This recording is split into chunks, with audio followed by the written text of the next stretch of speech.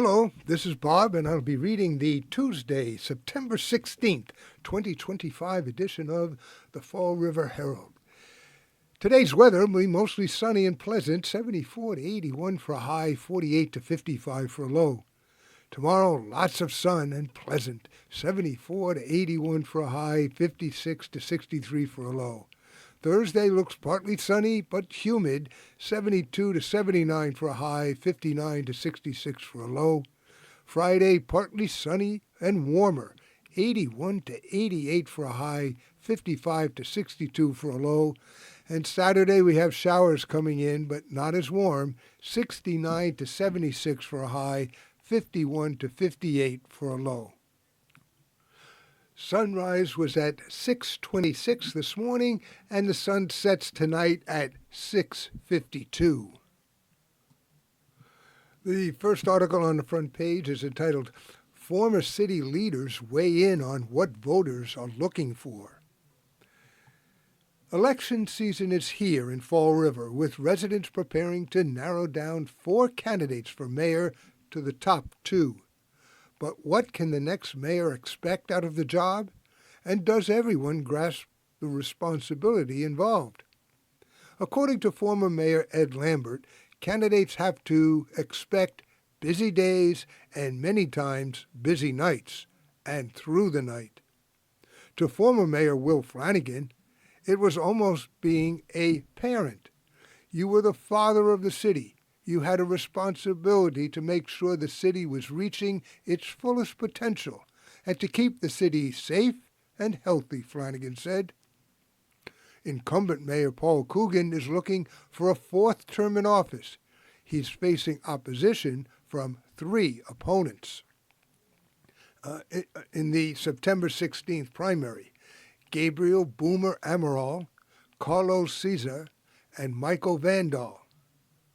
I've always said that if you love your city, being mayor is the greatest job there is, Lambert said, but it becomes who you are.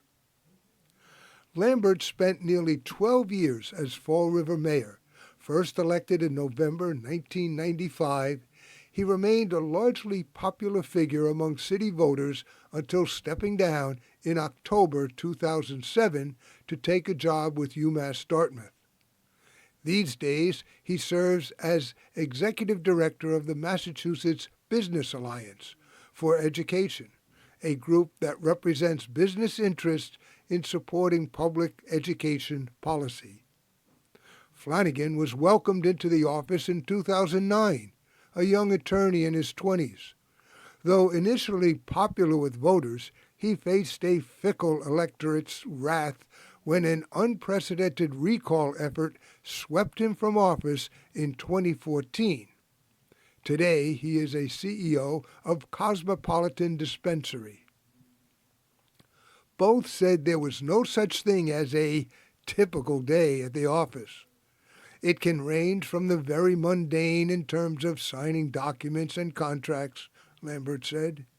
It can include welcoming presidents. I had that great honor to welcome Bill Clinton to Fall River when I was mayor. In between, he said, there were press conferences with state or federal partners, planning sessions with the mayor's cabinet, meetings with constituents about all kinds of issues. There was no time clock, Flanagan said. From the time my eyes opened, there'd be text messages and emails to the time I fell asleep. I would still be working on things.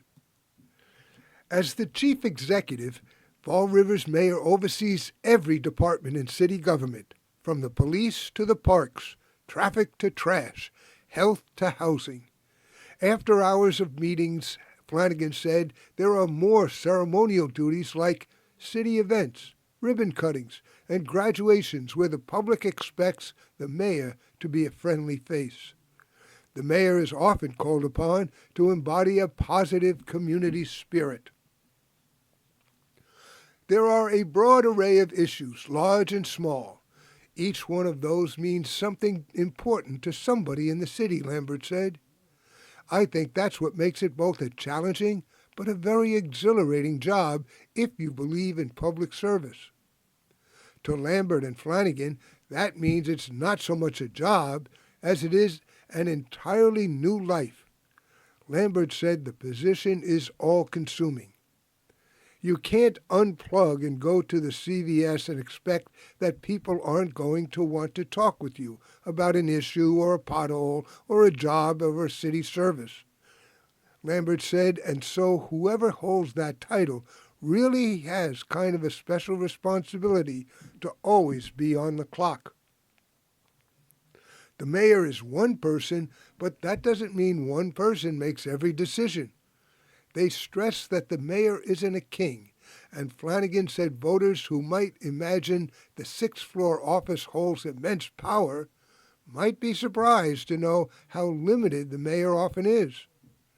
You are very, very limited in Fall River in what you're able to do, Flanagan said. You've got a contractual obligation to a union or the school department. You've got a bond that's due on a road work or sewer plant. When you're looking at your budget, a lot of it is already committed to projects that may have started before you were even elected. One person with oversight over departments as varied as health and human services and cemeteries also can't possibly know everything about everything. They said the mayor has to build and lead an effective team. Any leader who doesn't listen to the people with expertise around them is doing a disservice to the public, Lambert said, adding that finding experts and keeping their counsel is crucial. Firefighters who have fought fires, police officers who've been on the streets, educators who've been in the classrooms, those folks should be listened to. The mayor can't be all things to all people. In fact, whoever wins the position is likely to start off with a sizable contingent of citizens who immediately don't care for him at all. So what are voters looking for in their mayor?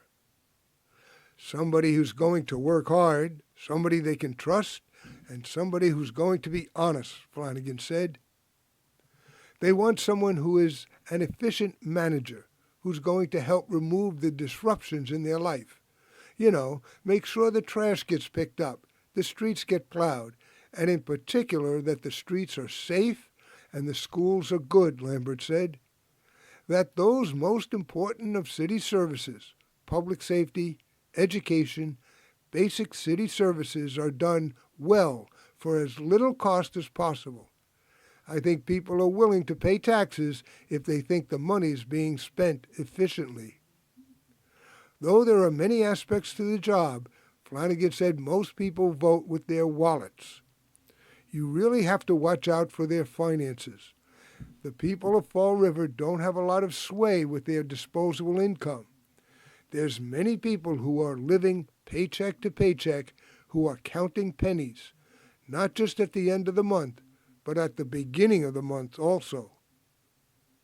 But after handling the day-to-day business of the city, a good mayor needs to be thinking decades down the line, Lambert said. Some people are good managers and not good visionaries. Some people are great visionaries and not great managers, Lambert said. I think the best mayors are those who can combine both of those. This next front page article is entitled, City's EMS Hunts for a New Headquarters in Fall River. The city's emergency medical services has been dealing with pending repairs to Center Station on Bedford Street and has not given up the idea of buying a building to permanently house their public safety department. At a city council meeting last month, EMS officials presented councilors with the idea of leasing rather than buying or constructing a building at 74 Cornell Street, maintaining that the space was large enough to hold Fall River's EMS personnel and equipment. That dream was deferred and still is after councilors vetoed the initial appropriation amount to enter into a lease. And at the September 9th City Council meeting, a new resolution, spearheaded by City Councilor Cliff Ponte, to ensure the council must approve any real estate lease, license, or occupancy agreement entered into by the city and costing more than $50,000 was referred to the Committee on Ordinances and Legislation. Though the resolution was a safeguard against city administrators acting on their own accord when it comes to big-ticket leases or licenses, such as the $243,000 annual lease that had been rumored to have been signed by the city EMSs before a final home, points to a larger issue of transparency between branches of municipal government and Fall River's treatment of its public safety sector.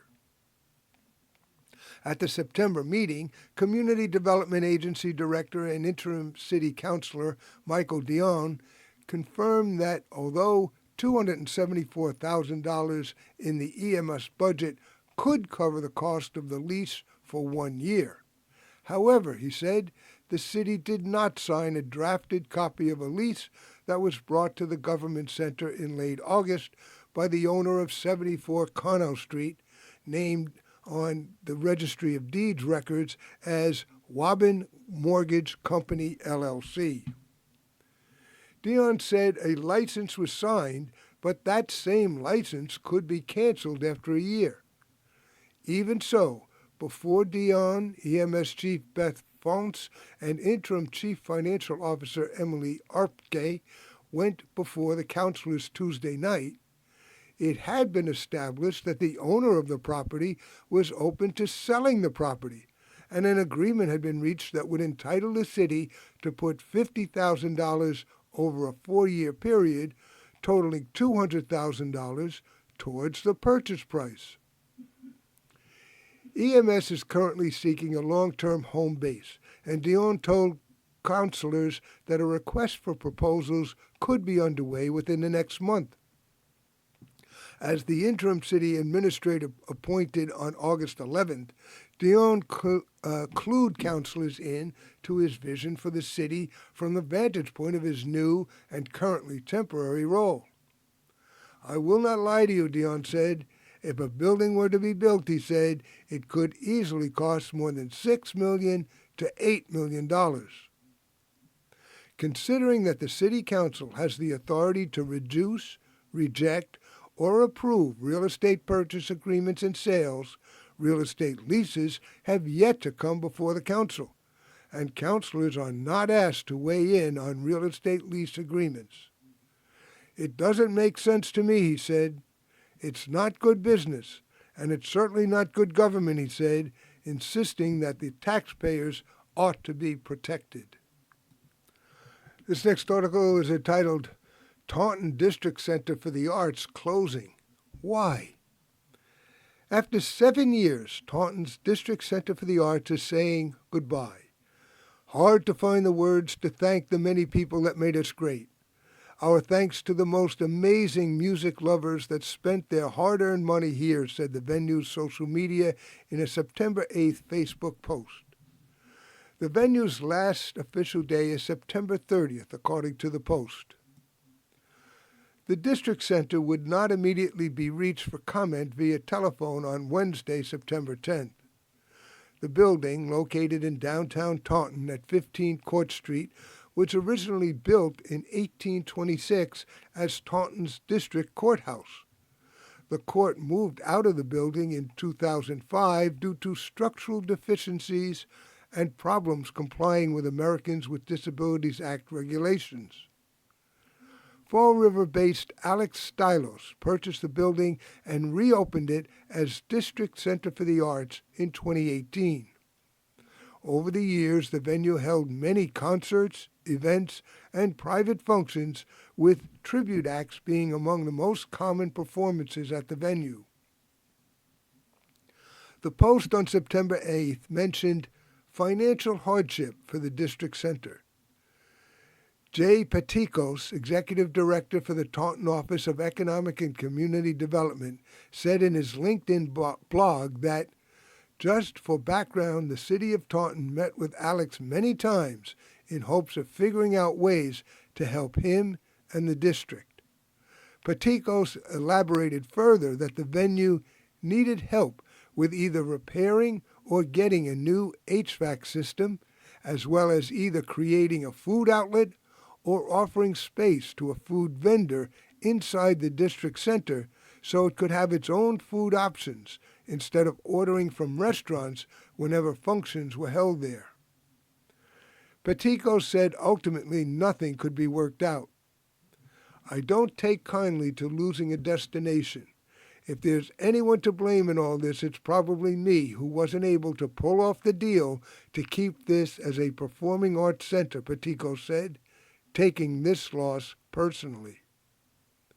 Petico said the Boys and Girls Club of Metro South has already expressed interest in the space to use as a daycare center and additional offices.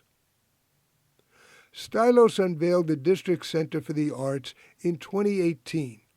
Stylos, in 2016, paid less than $21,000 for the circa 1826 Taunton District Court building that since 2005 had stood vacant and decaying, and invested $1.5 million to create the Arts Center with rental offices on the ground floor and a second-floor musician performance room with seating for 257 and a 40 by 14-foot stage.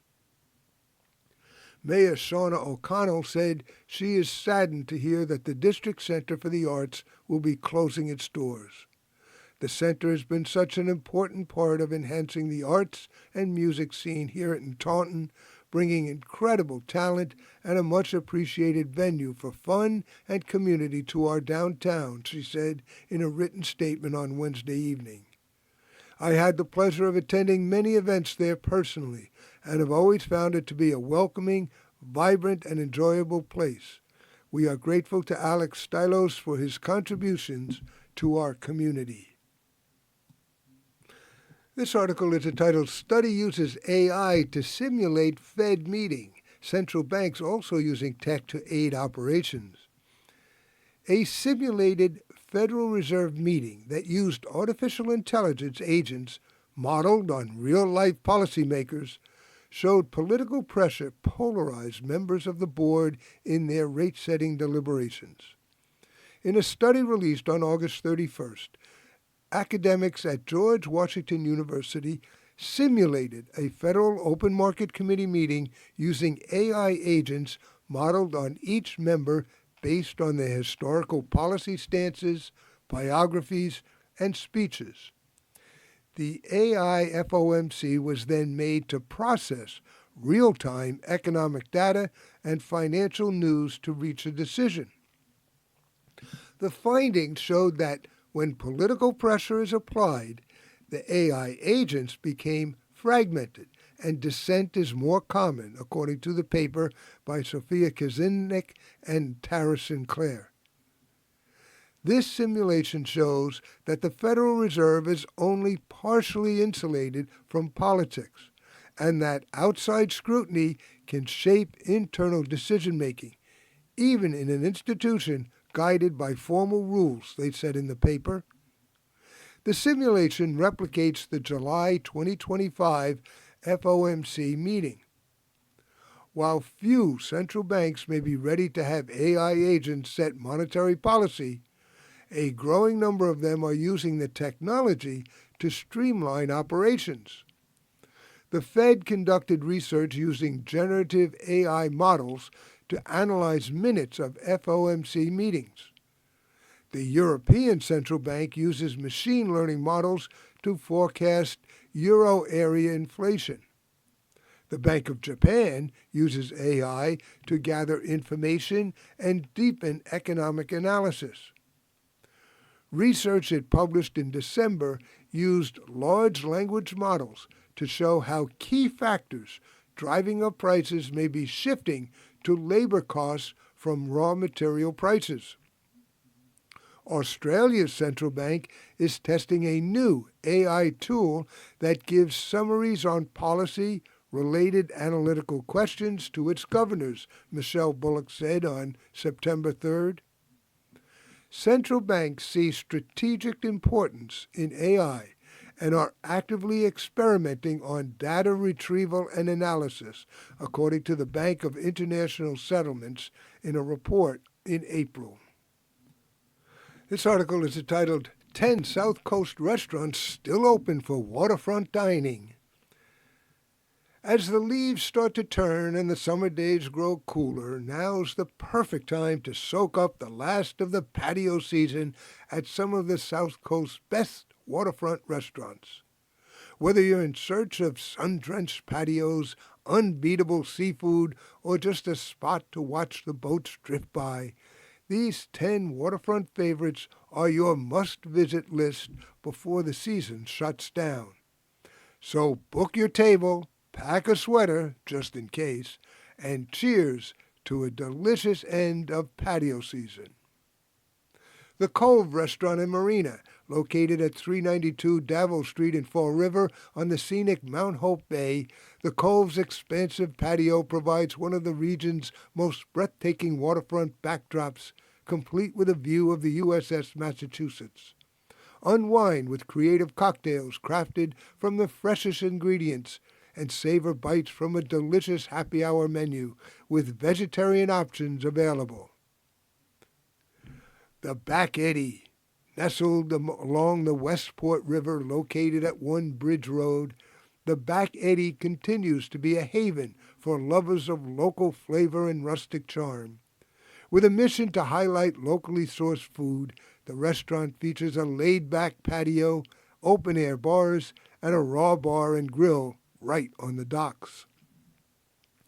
The Sail Loft, located in the heart of Pandanarum at 246 Elm Street, overlooking the Apponegasset River, is Sail Loft, which was reimagined in 2022 by Steve and Judy Silverstein. While preserving its cozy nautical charm, they've elevated the menu with dishes created by top chefs and an impressive selection of spirits and wines. Then there's Fathom's Waterfront Bar and Grill, located at 255 Pope's Island in New Bedford.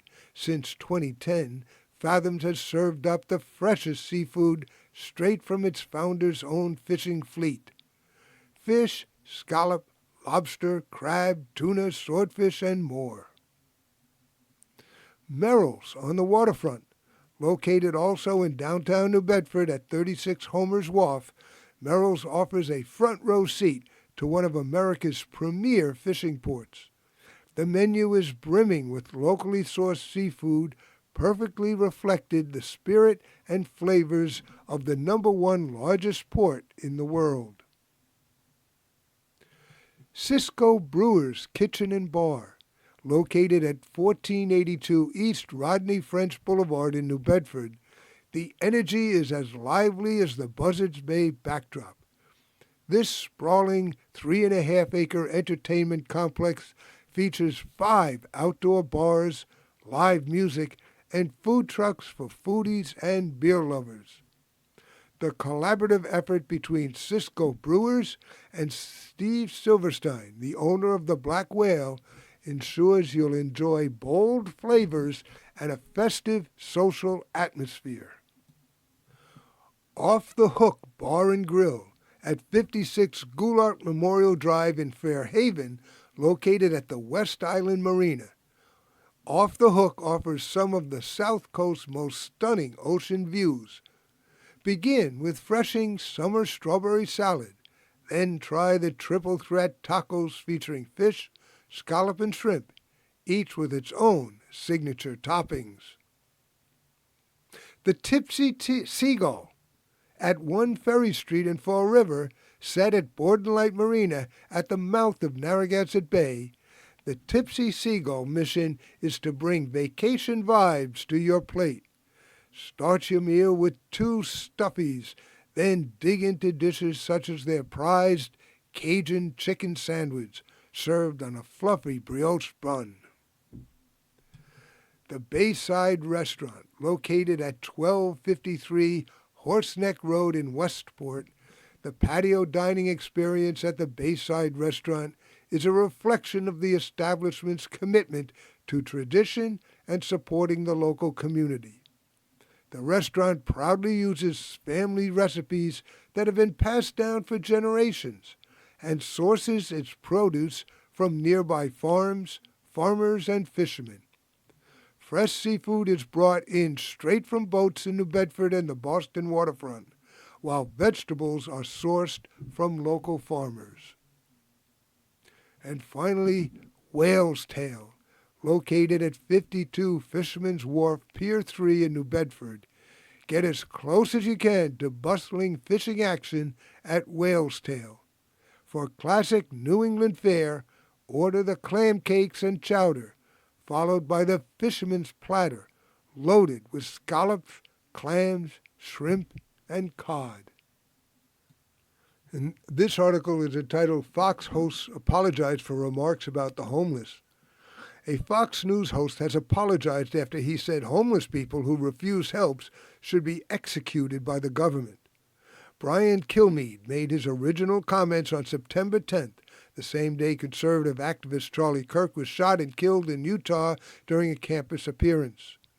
Kilmeade and colleagues on Fox and Friends had been talking about the August 22nd killing of Ukraine refugee Irina Zaratruska in Charlotte, North Carolina, by a man authorities say suffered from mental illness but not institutionalized. When a co-host said homeless people and those suffering from mental illnesses should be more aggressively detained and forcibly treated, Kilmeade added, or involuntarily lethal injection or something, just kill them. Speaking on Fox on September 14th, Kilmeade apologized for what he called a callous remark. I am obviously aware that not all mentally ill homeless people act as perpetrators did in North Carolina, and that so many homeless people deserve our empathy and compassion. The United States is undergoing a significant change in how it addresses visible homelessness following Donald Trump's order that service providers receiving federal funding must focus first on locking up people with drug or mental health challenges, which some homeless service providers feel will demonize the homeless. Trump has long criticized how the United States manages homelessness and argues public streets aren't safe for either the homeless or residents. He has deployed the National Guard to the District of Columbia in part to remove homeless encampments around the city.